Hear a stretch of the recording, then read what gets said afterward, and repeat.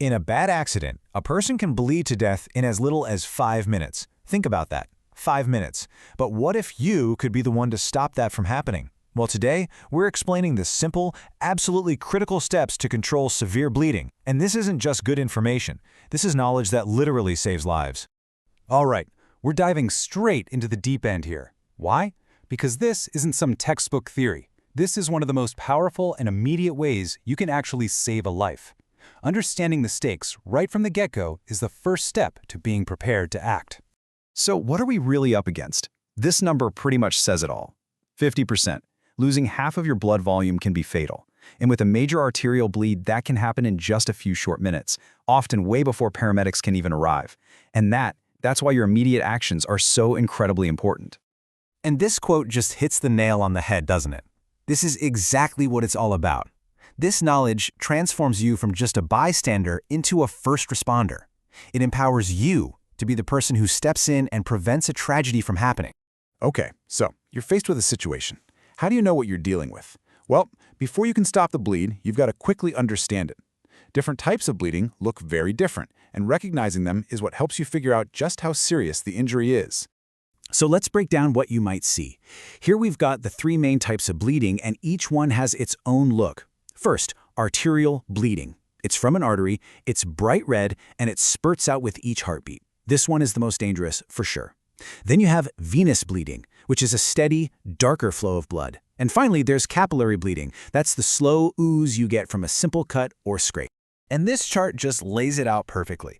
See, arterial bleeding is the big one because that blood is under super high pressure. Venous is from the veins, and capillary, well, that's from all the tiny blood vessels right near your skin. Recognizing that spurting, bright red flow, that's your cue that this is a major, major emergency. But you know what? The most dangerous bleeding is sometimes the kind you can't even see. We're talking about internal bleeding, and it is a massive risk. Just look at this diagram. A pelvic fracture alone can cause someone to lose liters of blood inside their body. It's a really stark reminder that even without a lot of visible blood, an injury can be absolutely life-threatening. All right, so before you touch a single wound, there is a universal protocol you have to follow. These 3 steps are totally non-negotiable, okay? They are the foundation of any emergency response. They keep you safe, which is what allows you to actually help someone else effectively.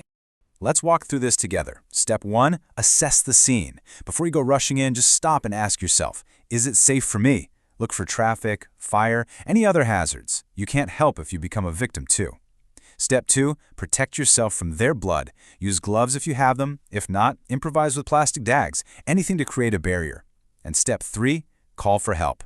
Get those emergency services on the way immediately.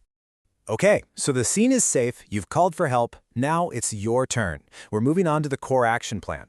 And listen, these next steps are straightforward, they're easy to remember, and they absolutely save lives. I want you to remember this above all else. The single most effective thing you can do to control severe bleeding is to apply direct, firm pressure. It's simple, and it's your primary tool to save a life. It's that important. So here's exactly how you do it. First, cover the wound. Use sterile gauze or just the cleanest cloth you can find. Second, press down hard with the palm of your hand. You want firm, continuous pressure. Third, and this is so critical, don't peek.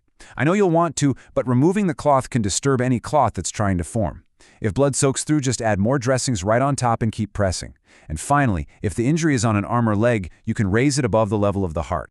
But what happens in the most extreme cases? You're applying pressure with all your might, but the bleeding from an arm or leg is so bad that it just won't stop. What then? Well, this is when we need to escalate our response. The answer is a tourniquet. Now, this is a last resort, okay? We only use this for life-threatening bleeding on a limb when direct pressure can't stop it. A commercial tourniquet, like the one you see here, is always the best option. But in an absolute emergency, you can improvise one, as you can kind of see in this diagram. And applying it correctly is critical. You want to place it high and tight on the limb, so a few inches above the wound, and never on a joint. Then you use a windlass, that's just a stick or some kind of rod, to twist and tighten until all the bleeding stops. Then you've got to secure that windlass so it doesn't unwind. And finally, a really vital step, note the time. This tells doctors exactly how long the blood flow to that limb has been cut off, which is crucial for treatment. Woo! We have covered a lot of ground in a really short amount of time. So let's just boil this all down to the absolute essentials, the things you really need to remember when the pressure is on. If you remember nothing else from this, remember this. Your safety comes first, always. Second, apply firm, direct pressure. It is your #1 most important tool. Third, call for emergency help right away. And fourth, a tourniquet is only for a life-threatening bleed on a limb that pressure just can't control. These 4 points are your guide. Because when it really comes down to it, all the equipment in the world doesn't matter without someone who knows what to do. The most important tool in any first aid kit isn't a bandage, it's you.